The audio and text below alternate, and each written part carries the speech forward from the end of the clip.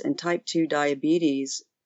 When I was in my residency, which was in the late 80s, early 90s, we weren't even taught about type 2 diabetes because that was, quote unquote, an adult disease, a disease of older, overweight adults. But I routinely see insulin resistance and type 2 diabetes in teenagers. And there may be some link to EMF here. Everyone has always, just tried to tag this on the American diet, which is really poor. I agree with that. But glucose control and diabetes are a couple of the things that are potentially linked to EMF, and that would be through a mitochondrial electron tunneling sort of potential sort of cause. We know that the mitochondria have to tunnel the electrons, and they're a charged particle in a very precise way, and that some of that goes awry in those conditions. And it makes sense when EMF is an electric magnetic field, that it could disrupt a very precise electric, magnetic process that happens in your body. So that was one thing that I've seen that we have no explanation for and is difficult to treat. And the other areas that I have seen tremendous problems that I didn't see historically would be in autism. We now know that it's about 1 in 50 to 60 children in this country, which is a tragedy. In my early days in practice, I would see perhaps a handful of autistic children a month at the most. And now it's a daily occurrence. And, I've spoken with all of my partners, and all of us really do not believe the idea that the expanded diagnostic criteria are the reason that we're seeing more of these affected children. I would also say I see more attention deficit disorder, learning problems, and just plain old behavior problems. I don't know if there's a connection there, but it may be connected to poor sleep. And I hear parents talking about insomnia in children, and I'd never really heard that before. And it's a routine complaint that I hear in the office. So I don't know if that answered your question, but that's just a kind of a really big overview of where I see the potential problems with EMF. Yeah, I think you're right. There's so many levels there. And even if the only thing it did, which we know it's not, is to affect sleep, like all the stats are so strong on that. If you want to talk about research, we know if you don't get enough sleep, if you don't get into parasympathetic nervous system, and if you don't have the right melatonin and cortisol rhythm, then you can have the blood sugar, for instance, of a pre-diabetic just from missed sleep. And you can have all kinds of mental struggles just from missed sleep alone. So we're talking about absolutely we're talking about that compounded with potentially all these other mechanisms that you just listed in the body. And I think you're so right, because I don't have a medical background, but I have a pretty strong research and statistics background. And I agree with you. I've been looking at the stats and it doesn't line up, because yes, our diet has changed drastically in the last couple of generations. And we have factors like, I would say the overuse of plastic is a huge factor, especially when you're talking about children and endocrine disrupting chemicals. But even those two don't completely explain how fast. I mean, we're seeing like a hockey stick rise on these statistics of all of these problems across the board, which is unheard of. This has never happened before in history in children.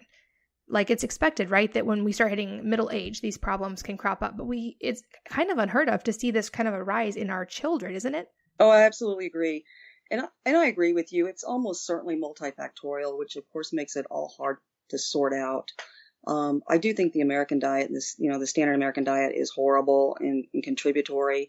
I think that toxins, I think glyphosate, plastics, BPA, EMF, it's probably all a perfect storm, if you will.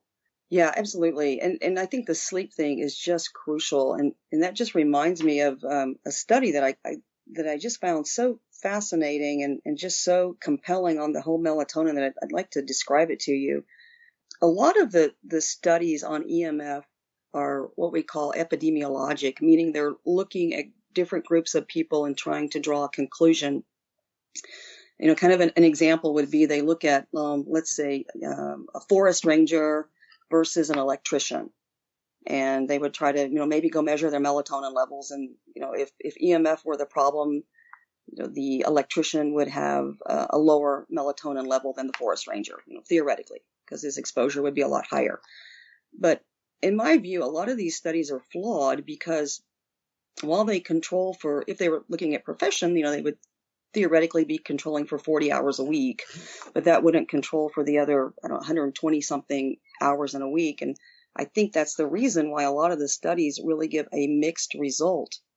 But I found this one great study, and we have humans in boxes, basically, and we are accounting for 100% of their time. Sounds kind of weird, doesn't it? We have humans in these high EMF boxes, and then we put them in low EMF boxes.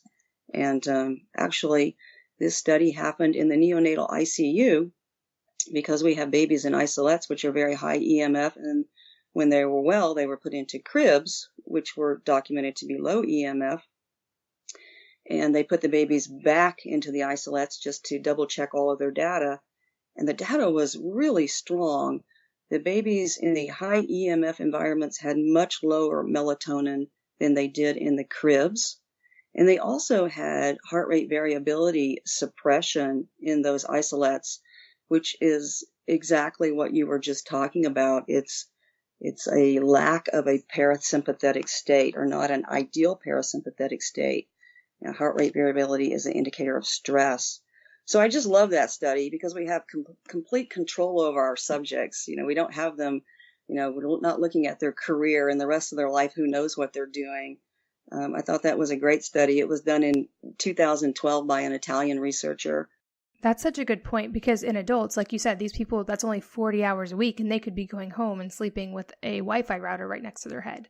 And there's no control for that. It's sad that study, that they were able to isolate that in babies who would be so dramatically affected. And for all the parents listening, I'd love if you could explain medically a little bit deeper. You mentioned HRV, or heart rate variability. Can you just kind of go deeper on what that is? I know we, for instance, have a program on our computer that I do when we start homeschooling every day to kind of help train heart rate variability correctly. But explain what that is and how it relates to parasympathetic activity. Sure. So everybody thinks, when they put their hand on their chest or they feel their pulse, that their heart is beating at a very regular sort of rate. That would be if you were sitting still. You get up and exercise, obviously it speeds up and whatnot. But actually, the time between your heartbeats can vary by a little tiny bit. And when you're in a relaxed state, it varies more and more. So you have more variability. And when you get into a stress state, it becomes much less variable. You can kind of think of it as being hammered. It's just boom, boom, boom, boom. There being demands put on it. So heart rate variability is essentially a measure of how relaxed you are, or how parasympathetic. Your nervous system has two branches. It has the sympathetic one, which is active when you are under stress. It's more active in the daytime when you have to be out and doing things and dealing with stresses. It's actually good to have that. It helps you deal with life in, so many different ways. But that needs to turn off in the evening, and your parasympathetic system needs to activate. And then you are in a relaxed state for sleep, essentially. Or like you said with your children, you're trying to get them into a nice relaxed state so that they can learn better. It's certainly what we activate when we do meditation, when we do yoga. We're in sympathetic drive when we exercise in a typical, cardio, weightlifting sort of Western manner. Yeah, I think that's such an important distinction. And like you said, there's so many factors that come into play there, but understanding that EMFs are one of those, I feel like is very important for parents. And I want to, in just a minute, go deeper on how we can find out if EMFs are affecting our children in our own homes and how to mitigate it, because that is a elephant of a topic that we're going to have to tackle. But first, somewhat selfishly, I would love your take on how those of us, including me, can answer the critics who say, oh, it's non-ionizing radiation, therefore it's safe and you're being alarmist and there's nothing to worry about. Because I feel like there is a growing divide between those of us on different sides of this issue. And I would love to have some insight from the medical community, from your perspective, of how to respond to that in an educated and kind way, but to make that point. Oh, sure. So when I first started looking into this was probably about, 6 or 7 years ago. I thought there would be dozens or maybe hundreds of studies. And I was shocked and surprised to find that there are literally thousands of studies on EMF. And, the defenders of the telecom industry and technology will point out that there is, no preponderance of proof on these studies. And it's true that the results are mixed. There was a Henry Lai, he's a professor at University of Washington, and he did an analysis of studies. And overall, there was about a 56% rate that show that EMFs are harmful and a 44% rate that show that they are not. If you break it down by funding, if you take out the ones that are funded by industry, it will show you that about 67% are harmful and 28% are not harmful. But I would counter that even if you don't take out the industry, perhaps bias there, when would we ever consider anything else as safe if 50% of the studies suggested otherwise? I can tell you that such a procedure in medicine or such a medication would never be allowed. You wouldn't, not in any other industry, household items, automobiles, etc., would there be an item that would be 50% safe? That's just ludicrous. In my opinion, basically the telecom industry is relying on the consumer to prove non-safety when it really ought to be in their court to prove that these things were safe to begin with. These are frequencies that have really never been tested on humans. Yeah, exactly. And I hope, and I'm sure you share my hope, that in the next 10 years, we are going to see more independent studies on this that can give us more data to be able to use to back this up. But I feel like you said, that's a perfect point. When half of the data or more than half of the data shows it's not safe, why would we ignore that and then call it safe? That's not even mathematically logical at all. Right. My thought is that this industry really right now isn't even trying to win the scientific argument about safety. It's just trying to keep this argument going. I don't think we need more and more research. I think we need to put the brakes on things and rethink this and make certain that this is safe before we proceed. And 5G is just the perfect example of that. Yeah, what's your take on 5G? Because I know that's coming if it's not already there for a lot of us. Yeah, absolutely. I've done a little bit of reading on that recently, and so 5G is going up the spectrum, and when you go up the spectrum, you're increasing the energy, the power there. And 5G will have more power in it, and these are very short little waves. They're called millimeter waves, MMWs. And like the cell phone towers that we have right now, the wavelengths are much longer. These are 3 to 8 gigahertz. The gigahertz range for 5G is 30 to 300. So it's a much more powerful, shorter wavelength. And what that means is it has more power in it, but it doesn't really have the ability to bend or turn corners.